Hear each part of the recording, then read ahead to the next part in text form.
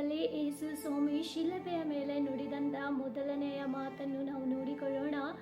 ಲೂಕನ ಬರೆದ ಸುವಾರ್ತೆ 23ನೇ ಅಧ್ಯಾಯ 34ನೇ ವಚನವನ್ನು ನಾವು ಓದಿಕೊಳ್ಳೋಣ. ಆಗ ಯೇಸು, ತಂದೆಯೇ, ಅವರಿಗೆ ಕ್ಷಮಿಸು, ತಾವು ಏನು ಮಾಡುತ್ತೇವೆಂಬುದನ್ನು ಅರಿಯರು ಅಂದನು ಎಂಬುದಾಗಿ. ಹೌದು, ಯೇಸು ಸ್ವಾಮಿ ಶಿಲುಬೆಯ ಮೇಲೆ ಆತನು 7 ಸಪ್ತ ನುಡಿಗಳನ್ನು ಆತನು ಮಾತನಾಡಿದ್ದಾನೆ. ಈ ಕಾಲದಲ್ಲಿ ನಾವು ಪ್ರತಿಯೊಬ್ಬರು ಕೂಡ ಈ 7 ಮಾತುಗಳನ್ನು ನಾವು ಧ್ಯಾನಿಸುವವರಾಗಿದ್ದೇವೆ.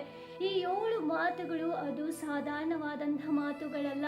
ನಮ್ಮ ಜೀವಿತದಲ್ಲಿ ನಾವುಗಳು ಕಾಯ್ಕೊಂಡು ನಡೆಯಬೇಕಾದಂಥ 7 ಮಾತಾಗಿದೆ. ಅದರಲ್ಲಿ ದೇವರು ಯೇಸು ಸ್ವಾಮಿ ಶಿಲುಬೆ ಮೇಲೆ ನುಡಿದ ಮೊದಲನೇ ಮಾತು ಕ್ಷಮಾಪಣೆ. ಹೌದು, ಇವತ್ತು ಯೇಸು ಸ್ವಾಮಿ ನಮ್ಮ ಒಬ್ಬೊಬ್ಬರಿಗೆ ಕಲಿಸಿಕೊಡುತ್ತಾ ಇರುವುದು ಯಾವುದೆಂದರೆ ಇತರರನ್ನು ನಾವು ಕ್ಷಮಿಸಬೇಕು ಎಂಬುದಾಗಿ ಯೇಸು ಸ್ವಾಮಿ ಶಿಲುಬೆ ಮೇಲೆ ತೋರಿಸುತ್ತಾ ಇದ್ದಾರೆ. ಹೌದು, ಆತನು ಮೊದಲನಾಗಿ ಕ್ಷಮಿಸುತ್ತಾ ಇರುವುದು ಯಾರನೆಂದರೆ ರೋಮ್ ಸಿಪಾಯಿಗಳನ್ನು. ಹೌದು, ಅವರು ಯೇಸು ಸ್ವಾಮಿಯನ್ನು ಅಪವಾದಿ, ಆತನು ಕಳ್ಳನು ಎಂಬುದಾಗಿ ನೆನೆಸಿಕೊಂಡು ಯೇಸು ಸ್ವಾಮಿಯನ್ನ ಶಿಲುಬೆಗೆ ಹಾಕಿದ್ದರು.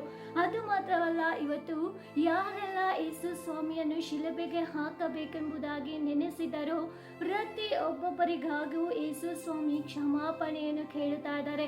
ಯೇಸು ಸ್ವಾಮಿ ಅವರನ್ನು ಕ್ಷಮಿಸುತ್ತಾ ಇದ್ದಾರೆ. ಸೊ ಇವತ್ತು ನಮ್ಮ ಜೀವಿತದಲ್ಲಿ ನಾವು ಕಲಿತುಕೊಳ್ಳಬೇಕಾದಂಥ ವಿಷಯ ಯಾವುದೆಂದರೆ ಕ್ಷಮಿಸಬೇಕು. ಹೌದು, ನಾವು ಇತರರು ನಮಗೆ ಮಾಡಿದಂಥ ತಪ್ಪುಗಳನ್ನು ನಾವು ಕ್ಷಮಿಸುವುದನ್ನು ಕಲಿತುಕೊಳ್ಳಬೇಕು. ಇವತ್ತು ನಮ್ಮ ಜೀವಿತದಲ್ಲಿ ನಮಗೆ ಯಾರಾದರೂ ತಪ್ಪುಗಳನ್ನು ಮಾಡಿದಾಗ, ನಮಗೆ ಕೇಡನ್ನು ನೆನೆಸಿದಾಗ ನಾವು ವರ್ಷಾನುಗಂಟಲೆ ಅವರನ್ನು ನೆನಪಿಡಿದುಕೊಂಡು ಅವರನ್ನು ದ್ವೇಷಿಸ್ತೇವೆ.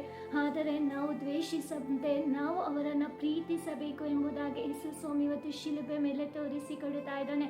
ನೋಡ್ರಿ, ಯೇಸು ಸ್ವಾಮಿ ಯಾವ ಅಪರಾಧವನ್ನು ಮಾಡದೆ ಆತನನ್ನು ಶಿಲುಬೆಗೆ ಹಾಕಿದರು. ಆದರೂ ಯೇಸು ಸ್ವಾಮಿ ಅವರನ್ನು ಕ್ಷಮಿಸುತ್ತಾ ಇದ್ದಾರೆ. ಈ ಗುಣವನ್ನು ನಾವು ಇವತ್ತು ಹೊಂದಿಕೊಳ್ಳಬೇಕು.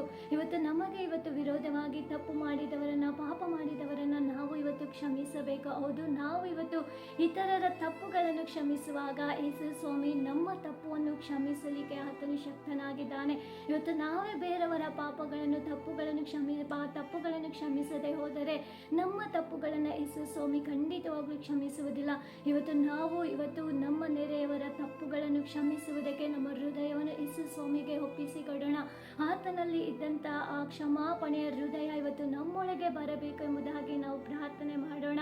ದೇವರು ಖಂಡಿತವಾಗಲೂ ನೀವು ಕೂಡ ಇತರರನ್ನು ಕ್ಷಮಿಸುವಂಥ ಹೃದಯವನ್ನು ನಿಮಗೆ ಕೊಡುವಾತನಾಗಿದ್ದಾನೆ. Thank you. God bless.